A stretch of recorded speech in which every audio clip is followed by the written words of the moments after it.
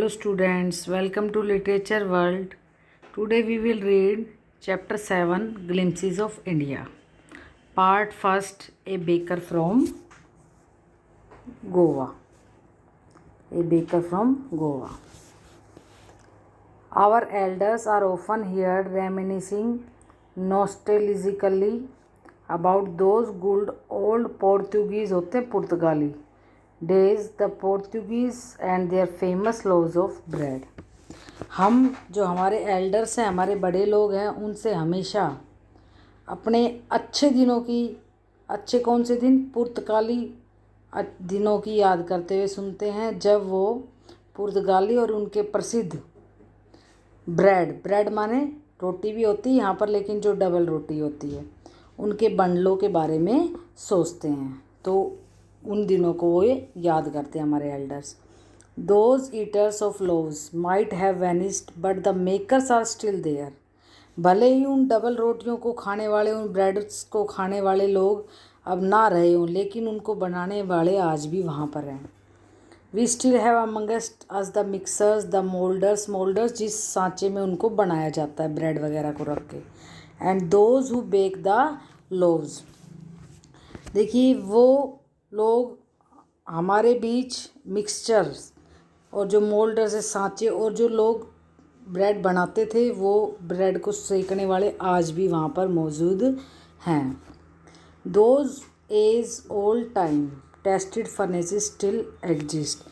वो जो भट्टियाँ हैं, दोज एज उस युग में, उन दिनों में, पुराने समय की जो टेस्टेड फर्नेसेस स्टिल एग्जिस्ट, आज भी वो भट्टियाँ एग्जिस्ट करती हैं, आज भी वो भट्टियाँ वहाँ पर हैं।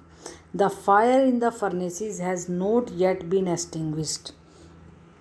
हो सकता है कि वो लोग नहीं रहे, लेकिन उन भट्टियों में जो आग है, the fire in the furnaces has not been yet been extinguished, आज भी वो आग बुझी नहीं है, मतलब आज भी काम वहाँ पर हो रहा है।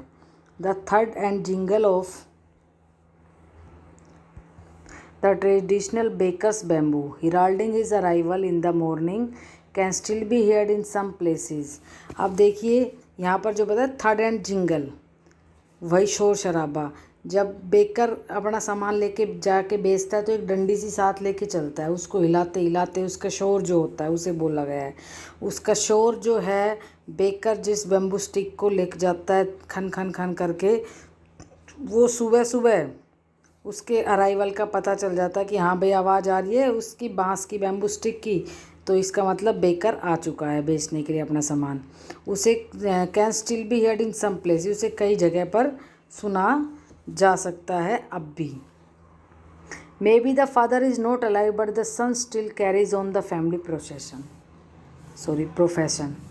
हो सकता है फादर आज जिंदा ना हो, लेकिन वही बिजनेस जो फादर करता था, जिस प्रोफेशन में फादर था, वो आज उसके बेटे ने, son still carries on the family profession, तो उसके बेटे ने उस प्रोफेशन को आगे बढ़ा लिया। क्योंकि ऐसा होता है जो बिज़नेस में होते हैं, बेटा आगे उस बिज़नेस को बढ़ा दे, फादर की डेथ हो गई, बुढ़ापे के कारण या जैसे भी, तो बेटा उसमें इन्वॉल्व हो जाता है। तो मतलब भले ही फादर जिंदा ना हो, लेकिन बेटे ने उस बिज़नेस को आगे बढ़ाया, वो उसी प्रोफेशन में है। This bakers are even today known as Poder in Goa, और ये बेकर्स आज गोवा में पेडर के नाम से जाने जाते हैं। During our childhood in Goa the baker use to be our friend, companion and guide. हमारे बचपन में गोवा में जब हम थे, तो उस दौरान जो बेकर होते थे वो हमारे दोस्त, साथी और गाइड माने हमें आगे की राह दिखाने वाले, मार्गदर्शक हुआ करते थे। He used to come at least twice a day, वो कम से कम दिन में 2 बार आते थे। Once when he set out in the morning on his selling round, एक बार तो सुबह अपना सामान बेचने के लिए, and then again when he return after emptying his huge basket, बड़ी सी बास्केट खाली करते हुए जब वो वापस एक बार सुबह भरकर सामान बेचने गए, फिर शाम को वापस जब आ रहे थे तो जो बैम्बू स्टिक है उसकी आवाज़ से वो पहचाने भाई अब वापस आ रहा है, तो बड़ी सी बास्केट को खाली करते हुए जब वो वापस आता था तो 2 बार उसके दिखाई देता था। The jingling third of the bamboo woke us from woke us up from sleep and we ran to meet and greet him. सुबह सुबह जब हमें बैम्बू स्टिक की आवाज़ सुनाई देती तो हम लोग नींद से उठ जाते और हम भागते उनसे मिलने के लिए, उनको अभिवादन करने के लिए. वाई वाज इट सो, ऐसा क्यों था? Was it for the love of the loaf, क्या उस ब्रेड के लिए लव था ये हमारा? नोट एट ऑल, नहीं ऐसा नहीं था. The loaves were bought by some पैस्किन और बेस्टाइन the maid servant of the house, क्योंकि जो ब्रेड होती थी जो बेचने के लिए वो लाता था वो किसके द्वारा ली जाती थी? पास्किन या बास्टाइन के द्वारा खरीदी जाती थी. जो कौन होती थी ये उसको वो होती हैं घर की नौकरानी, उनके द्वारा खरीदा जाता था, बच्चों को नहीं दिया जाता था. What we longed for were those bread bangles which we chose carefully, हम जिस चीज़ के लिए सबसे ज़्यादा वो रहते थे कि इच्छा करते थे वो थे डबल रोटी के छल्ले. छल्ले माने गोल गोल ब्रेड बैंगल्स, इस टाइप में बनी हुई चीज़ें. तो हमें वही उसको हम बड़े तरीके से सावधानी पूर्वक उन चीज़ों को हम सेलेक्ट करते थे कि हमें तो ये खानी है. Sometimes it was sweet bread of special make, और कई बार तो एक स्पेशल तरह की बनी हुई ब्रेड भी होती थी. The baker made his musical entry on the scene with the झिंग झैंग sound of his specially made bamboo staff. Staff होती है छड़ी, STFF. अब देखिए जो बेकर है वो म्यूज़िकल एंट्री कैसे करता था, क्योंकि जब बैम्बू स्टिक लेके वो चलता था, बांस की लकड़ी लेके चलता था, तो खट खट खट झन झन झन जब भी आवाज़ आती है, झिंग झैंग, तो वो क्या है, वो आवाज़ उसको म्यूज़िकल एंट्री बताया गया है. को जब वो चलता था तो उससे उसकी एंट्री पता चल जाती थी, हाँ भाई कि बेकर आ गया है. One hand supported the basket on his head and the other banged the bamboo on the ground. एक हाथ तो वो अपनी टोकरी जो सर पे रखता था उस पे लगाए रखता था और दूसरा बैम्बू जो उसके हाथ में होता था उसको लेके चलता था. He would greet the lady of the house with good morning, घर की जो लेडी होती थी कोई रास्ते में उनको गुड मॉर्निंग बोलता, and then place is basket on the vertical bamboo. Vertical type में अब तुम देखते हो कई लोग सर पे वो छोटी सी टोकरी रख के, बास्केट रख के कुछ सामान भुजिया की तरह एक चीज़, पता नहीं नाम क्या है उसका, वो बेचते हैं. तो तुमने देखा होगा रास्ते में कोई लेने लग गया तो वो क्या करता है, अपनी उस बैम्बू को जो तीन उसमें डंडी सी होती है उसको खोलता है और उसी के ऊपर उस बास्केट को रख के वो बना के दे देता है. ऐसा ही कुछ इसमें है. तो वो उससे गुड मॉर्निंग कहता लेडी ऑफ द हाउस जो भी होती थी, और फिर अपने बास्केट को उस वर्टिकल बैम्बू को खोलकर उस पर रखता. We kids would be pushed aside with a mild review, हम बच्चों को धमका के इधर उधर कर दिया जाता था. And the loaves would be delivered to the servant, और जो ब्रेड लाई जाती थी उस नौकरानी जो भी होती थी उसको दे दी जाती थी, भाई अंदर ले जाओ. But we would not give up, लेकिन हम ऐसे ही नहीं मानने वाले थे. We would climb a bench और the parapet and peep into the basket somehow, हम क्या करते, किसी ऊंची सी चीज़ के ऊपर चढ़ जाते, बेंच है या कोई और चीज़ है, और उस बास्केट में झांकते रहते. I can still recall the typical fragrance of those loaves, मैं आज भी अब भी उस खुशबू को जो उस ब्रेड में आती थी, जो बना के लाता था ब्रेड से सामान, आज भी उसको मतलब महसूस कर सकता हूँ, याद कर सकता हूँ. Loaves for the elders and the bangles for the children, but बड़ों के लिए तो ब्रेड और बच्चों के लिए वो छल्लेदार ब्रेड, मतलब अलग अलग. बड़ों के लिए डबल रोटी एक तरह से, और जो गोल गोल उसमें आती थी वो बच्चों के लिए. Then we did not even care to brush our teeth और वॉश आवर माउथ प्रॉपरली, और फिर बताता है कि हमें जो है ना अपने दांतों में ब्रश करने की कोई परवाह हम नहीं करते थे, ना ही मुंह को साफ़ करते थे. एंड वाई शुड वी, और हमें क्यों करना चाहिए. Who would take the trouble of plucking the mango leaf for the tooth brush, अब टूथ ब्रश करने के लिए, दांतों में ब्रश करने के लिए कह रहा है कि आम के पत्तों को कौन तोड़ेगा, उनसे करते थे वो.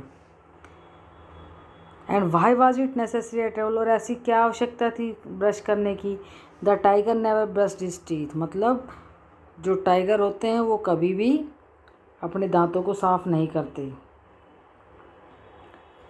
हॉट टी कुड वॉश, जो गर्म चाय होती है वो सब चीज़ों को साफ़ कर सकती है. And clean up everything so nicely after all, और हर चीज़ को बहुत ही अच्छे से साफ़ कर सकते, मतलब गर्म चाय पी लो और उससे सारी चीज़ें साफ़ हो जाएंगी, टूथब्रश करने की ज़रूरत नहीं पड़ेगी.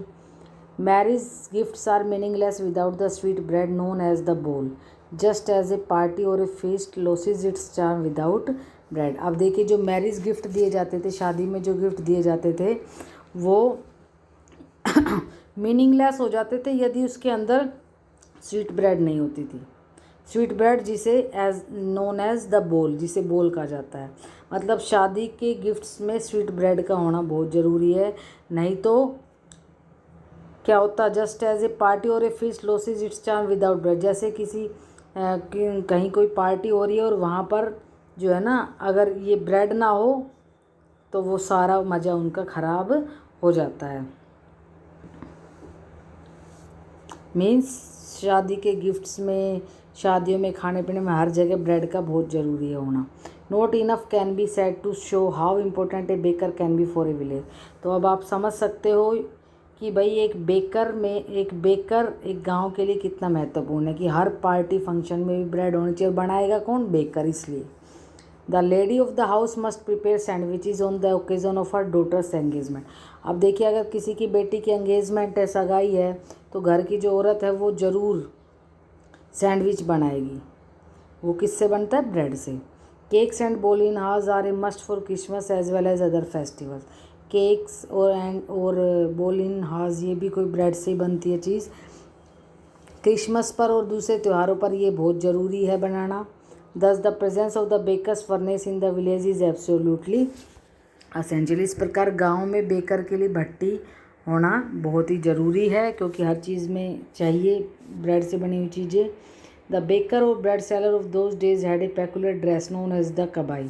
जो बेकर होता है, या मीन्स कह सकते हो ब्रेड बेचने वाला, उन दिनों एक पेकुलर होता है, विशिष्ट प्रकार की ड्रेस पहनता था जिसे जाना जाता है कबाई के नाम से। It was a single piece long frock reaching down to the knees. घुटनों तक एक सिंगल, डबल पीस में नहीं, सिंगल, ऊपर से नीचे तक एक समान, जैसे एज ए गाउन, लेकिन वो नीचा हो जाता है, ये ऊंची है। एक सिंगल पीस में लॉन्ग फ्रॉक होता था जो कि घुटनों तक जाता था। In our childhood we saw bakers wearing a shirt. हमारे बचपन में हम देखते थे जो बेकर्स होते थे, जो ब्रेड बनाते थे, वो एक शर्ट पहनते थे एंड ट्राउज़र पहनते थे, which were shorter than full length ones, जो कि फुल लेंथ से छोटा होता था, and longer than half pants, और हाफ पैंट जो होती है ना घुटनों से ऊपर, उससे लंबा, मतलब घुटनों तक। इवन टुडे, और यहाँ तक कि आज भी, anyone who wears a half pant which reaches just below the knees invites the comment that he is dressed like a Peter.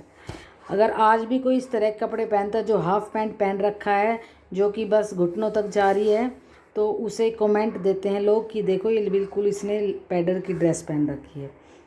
The baker usually collected is bills at the end of the month. Baker अपना जो bill है, मतलब जो किसी को सामान दिया उसका एक महीने में उस सारा पैसा लेना। जैसे हम लोग दूध लेते हैं, दूध से फॉर एग्जांपल, या कहीं से भी, तो हम महीने के आखिरी में जो हिसाब करते हैं, कोई सामान लेते हैं तो लास्ट में हिसाब करते हैं।